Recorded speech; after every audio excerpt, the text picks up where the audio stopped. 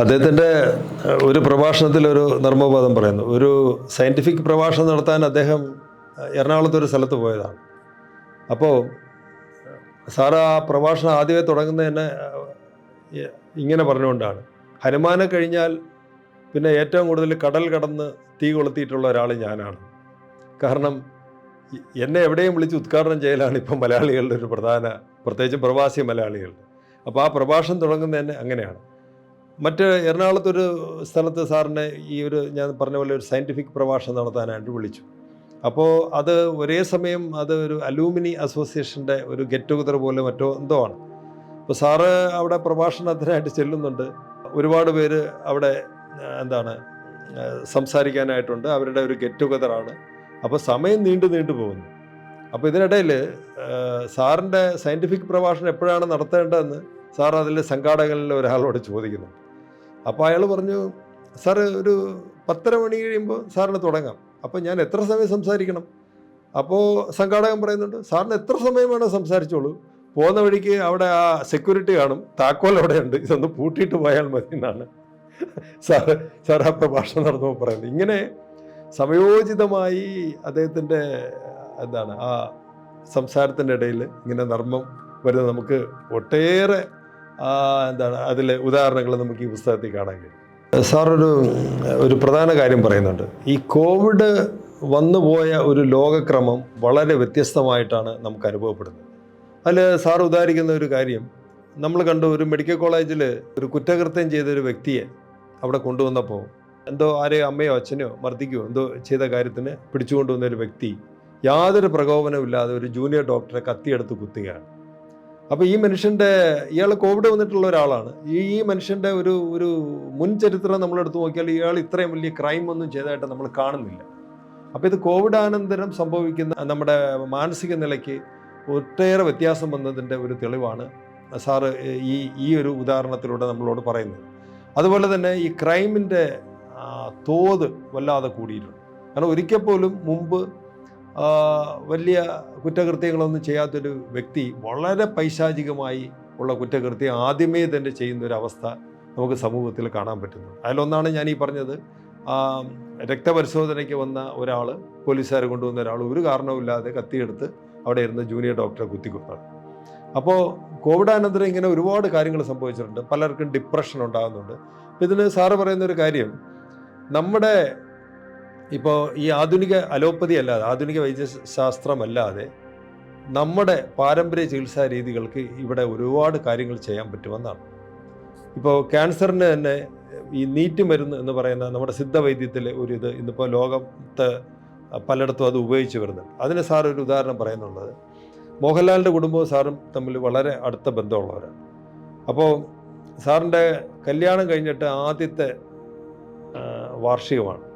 അപ്പോൾ അന്ന് ഭാര്യയും ഭർത്താവും കൂടി വെളിയിൽ പോയി നല്ല ഭക്ഷണമൊക്കെ കഴിച്ച് സന്തോഷിക്കാൻ വേണ്ടിയിരുന്നു. അപ്പോൾ സാറൊന്ന് മെഡിക്കൽ കോളേജിൽ ജോലി ചെയ്യുകയാണ്.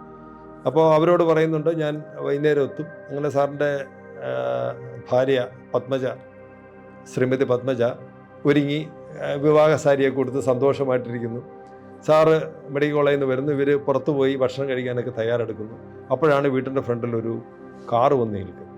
അപ്പോൾ കാറിൽ നോക്കിയപ്പോഴത്തേക്കും മോഹൻലാലിൻ്റെ അച്ഛനും അമ്മയും കുട്ടികളായ മോഹൻലാലും പ്യാരിലാലും ഉണ്ട്. അവരൊരു മുത്തശ്ശിയും കൊണ്ടാണ് വന്നിരിക്കുന്നത്, വളരെ വെളുത്തൊരു മുത്തശ്ശി. അപ്പോൾ അവർക്ക് തീരെ വയ്യാത്തൊരവസ്ഥയിലാണ്.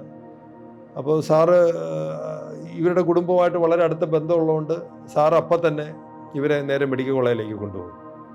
അപ്പോൾ അവിടെ ഇത് പരിശോധിച്ച് രക്തപരിശോധന നടത്തി. അന്ന് ഞാൻ നേരത്തെ പറഞ്ഞല്ലോ, സാറിൻ്റെ വിവാഹ വാർഷികമാണ്. എന്തായാലും അതിന് പോകാൻ പറ്റിയില്ല. സാറിൻ്റെ ഭാര്യ ചെറിയ പണക്കത്തോടൊക്കെ ഇരിക്കുകയാണ്. പക്ഷേ ഈ കുടുംബമായിട്ടുള്ള ബന്ധം കൊണ്ട് സാറ് നേരെ മെഡിക്കൽ കോളേജിലേക്ക് പോകുന്നു. അപ്പോൾ സാറിൻ്റെ സീനിയേഴ്സായ അവരത് പരിശോധിച്ചപ്പോൾ മനസ്സിലാവുന്നു ഇവർക്ക് അക്യൂട്ട് ബ്ലഡ് ക്യാൻസർ ആണെന്ന്. അപ്പോൾ അന്നത്തെ കാലത്ത് അത് പ്രത്യേകിച്ച് ചികിത്സയൊന്നുമില്ല, ബ്ലഡ് ട്രാൻസ്ഫ്യൂഷൻ ഇതൊക്കെ ചെയ്യുക എന്നുള്ളത് മാത്രമേ ഉള്ളൂ. അങ്ങനെ ഇവരെ അവിടെ അഡ്മിറ്റ് ചെയ്തു. അവർ വളരെ വെളുത്ത് അവരെ ദേഹത്ത് പോലും സ്പർശിക്കാൻ പറ്റാത്തൊരവസ്ഥയിലാണ്. അപ്പോൾ മെഡിക്കൽ കോളേജിൽ വാർഡിൽ കിടക്കുമ്പോൾ തൊട്ടടുത്ത ബെഡിൽ കിടന്ന ഒരു ആളിൻ്റെ പരിചരണത്തിനെത്തിയിരുന്ന ഒരു സ്ത്രീ പറയുകയാണ്, മാവേലിക്കരയിൽ ഇങ്ങനെ ഒരു വൈദ്യരുണ്ട്, അദ്ദേഹം ഇത്തരം അസുഖത്തിന് ഒരു ചൂർണം കൊടുക്കുന്നുണ്ട്, ഈ ചൂർണം ഉപയോഗിക്കുന്നവർക്കൊക്കെ വലിയ വ്യത്യാസം കാണുന്നു എന്ന് പറയും. അപ്പോൾ മറ്റ് ആശകൾക്കൊന്നും വകയില്ലാതിരിക്കുന്ന മോഹൻലാലിൻ്റെ പിതാവ് അപ്പോൾ അദ്ദേഹത്തിന് അങ്ങനെ ഒരു തോന്നലുണ്ടായി, ഇവരെ ഒന്ന് കൊണ്ടുപോയാലോ. അപ്പം മാവേലിക്ക് അവരെ അന്ന് കൊണ്ടുപോകണമെങ്കിൽ ഈ ലൈൻ മാസ്റ്റർ കാറേ ഉള്ളൂ, ആംബുലൻസ് ഒന്നും അങ്ങനെ അത്ര ലഭ്യമല്ല. അപ്പോൾ ഈ വയസ്സായവരെ എങ്ങനെ കൊണ്ടുപോകും എന്നുള്ള ഒരു ആശയക്കുഴപ്പമായി. അപ്പോൾ ഡിസ്ചാർജ് ചെയ്യാൻ നമ്മുടെ ഇഷ്ടത്തിന് ഡിസ്ചാർജ് ചെയ്തു എന്ന് എഴുതി വാങ്ങിച്ചെങ്കിൽ മാത്രമേ നമുക്ക് പേഷ്യൻറ്റിനെ അവിടുന്ന് നമുക്ക് കൊണ്ടുപോകാൻ പറ്റുള്ളൂ. എന്തായാലും അത് പറ്റിയില്ല. അവർ അവസാനം ഈ മോഹൻലാലിൻ്റെ അമ്മൂമ്മ മരിക്കുകയാണ്. അപ്പോൾ സാറ് പറയുവാണ്, വർഷങ്ങൾക്ക് ശേഷം ഇവരുടെ ഒരു മെഡിക്കൽ ജേർണലിൽ വന്ന ഒരു ഇതാണ് ഈ നീറ്റ് മരുന്നുകൾ, അത്തരം മരുന്നുകൾ ബ്ലഡ് ക്യാൻസറിന് ഉപയോഗിക്കാൻ പറ്റും എന്ന് ചൈനയിൽ നിന്നുള്ള ഒരു ലേഖനമാണ് അതിൽ വന്നിരിക്കുന്നത്.